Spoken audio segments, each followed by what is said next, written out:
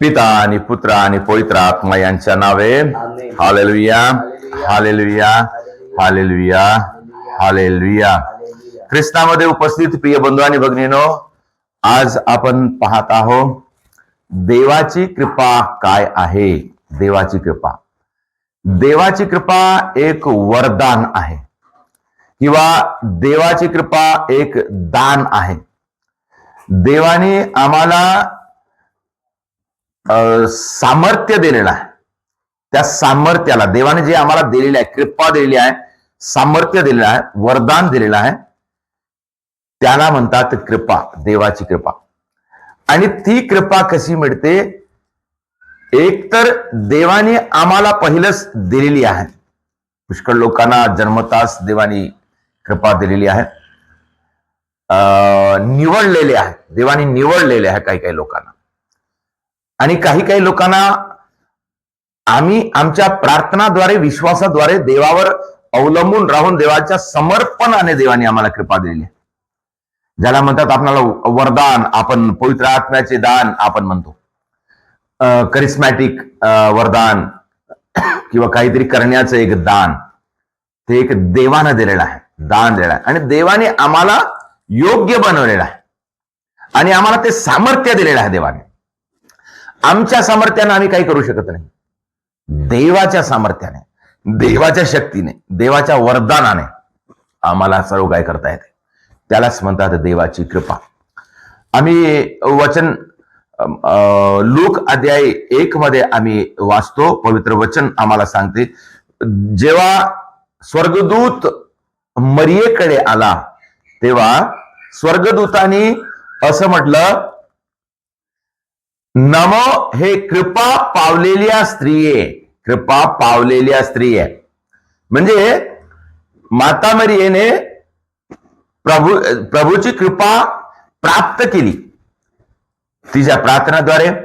एकतर माता मरियेला परमेश्वराने तिच्या जन्मापासूनच तिला निवडलेलं होतं आणि त्याच्यानंतर तिनं आपली भक्तिमय जीवन जगत होतं, विश्वासाचं जीवन ते जगत होती.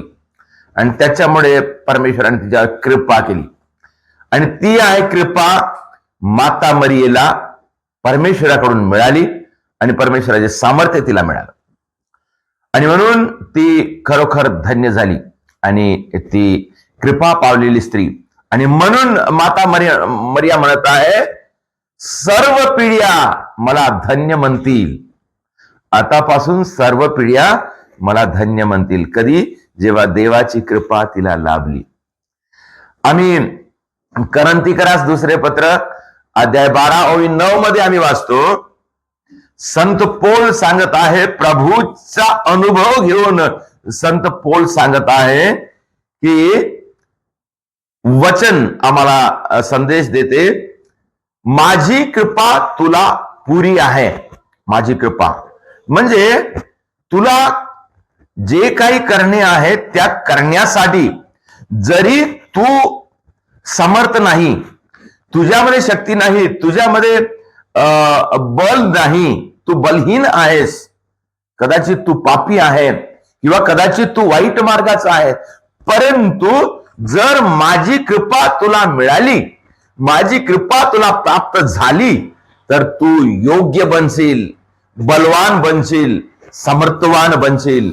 असं प्रभूच्या कृपेचं सामर्थ्य प्रभू सांगत आहे. माझी कृपा तुला पुरी आहे. तुला समर्थ बनवण्यासाठी माझी कृपा तुला पुरी आहे. तुला योग्य बनवण्यासाठी माझी कृपा तुला पुरी आहे. तुला चांगलं बनवण्यासाठी, पापमय जीवन सोडून देण्यासाठी तुला माझी कृपा पुरी आहे. पुष्कळदा काय होते प्रिय बंधू आणि भगिनीनो, आम्ही प्रत्येक वेळेस जेव्हा पाप स्वीकार करतो तेव्हा आम्हाला खूप दुःख वाटते. आम्ही पाप केलो म्हणून प्रत्येकालाच दुःख वाटते. एवढं देवाने आम्हाला मार्गदर्शन केलं, एवढं देवाने आम्हाला शक्ती दिली, सांभाळलं, प्रेम केलं देवाने, तरी पण मी पाप केलो, मी पापच करत आहो असं आम्हाला दुःख होते. परंतु मग काय होते, काही दिवसानंतर आपण जेव्हा व्यवहारामध्ये आपला व्यवहार करणे सुरू करतो तेव्हा मग आपण परत तेच पाप करतो. आपण निश्चय केलो, दृढ निश्चय केलो, आता पाप करणार नाही असं वचनही दिलं, परंतु परत त्याच पापामध्ये जातो. कारण आम्हाला देवाची कृपा, त्या पापावर विजय मिळवण्यासाठी देवाची कृपा मिळालेली नाही. आणि म्हणून आम्हाला देवाची कृपा प्राप्त करणे फार गरजेचं आहे. म्हणूनच पवित्र आत्म्याचे वरदान, पवित्र आत्म्याचे वरदान म्हणजेच देवाची कृपा. पवित्र आत्म्याचे वरदान आम्हाला संयमाचं वरदान मिळालं पाहिजे. आम्ही स्वतःला कंट्रोल ठेवण्याचं वरदान मिळालं पाहिजे. आम्ही स्वतःला आपल्या काबूमध्ये ठेवण्याचं वरदान ते कोण देते? पवित्र आत्मा देते. पवित्र आत्म्याचं वरदान तीच आहे कृपा, तीच आहे पवित्र आत्म्याचं वरदान. मला हे काम करण्यासाठी मला देवाने वरदान दिलेलं आहे. आम्ही फिलिप्पियरास अध्याय 4 ओवी 13 मध्ये वाचतो, मला शक्ती पुरवणारा परमेश्वर माझ्यासोबत आहे, तर मला काही कमी पडणार नाही. तो मला शक्ती देणारा मला योग्य बनवतो. तर अशा प्रकारे परमेश्वराच्या कृपाने आम्हाला सर्व काही मिळते. आणि म्हणून करंथीकरास दुसरे पत्र अध्याय 15 ओवी 10 मध्ये संत पौल म्हणतो, पवित्र वचन असं सांगते आम्हाला, पवित्र वचन, मी जे काही आहे ते देवाच्या कृपेनं आहे. मी जे काही आहे, संत पौल म्हणतो. आम्हाला माहित आहे संत पौल कसा होता. संत पौल पहिलं ख्रिस्ती लोकांचा छळ करत होता. आणि त्याच्यानंतर काय झालं, एकदा तो दमस्कसला जात असताना देवाने, प्रभू येशूनं त्याला दर्शन दिलं आणि तेव्हा देवाची कृपा त्याला लाभली. आणि तेव्हापासून एकदम बदल झाला. देवाची कृपा मिळाली, देवाची कृपा मिळाली. त्याच्यामुळे त्याला बुद्धी आली, समज आली, देवाला समजू शकला तो. देवाची कृपा मिळाली. लाजर मरण पावला, 4 दिवस कबरेत होता. तो स्वतः उठू नाही शकला. कोणी माणूस स्वतः उठू नाही शकत. मेलेला माणूस ते स्वतः उठणारच नाही. परंतु देवाची कृपा त्याच्यावर झाली, प्रभूची कृपा त्याच्यावर झाली. देवाने त्याला देवा जीवन जगण्यासाठी पुन्हा संधी दिली. अशा प्रकारे देवाची कृपा जेव्हा आमच्यामध्ये आहे, तेव्हा देवाची कृपा आम्हाला सामर्थ्य बनवते, योग्य बनवते. देवाची कृपा हीच आहे देवाची कृपा. प्रियजनो, देवाची कृपा मिळवण्यासाठी आपण झटूया, देवाची कृपा प्राप्त करण्यासाठी आपण झटूया. आणि त्याच्यासाठी देवाची कृपा मिळवण्यासाठी आपण प्रार्थनामय जीवन जगलं पाहिजे.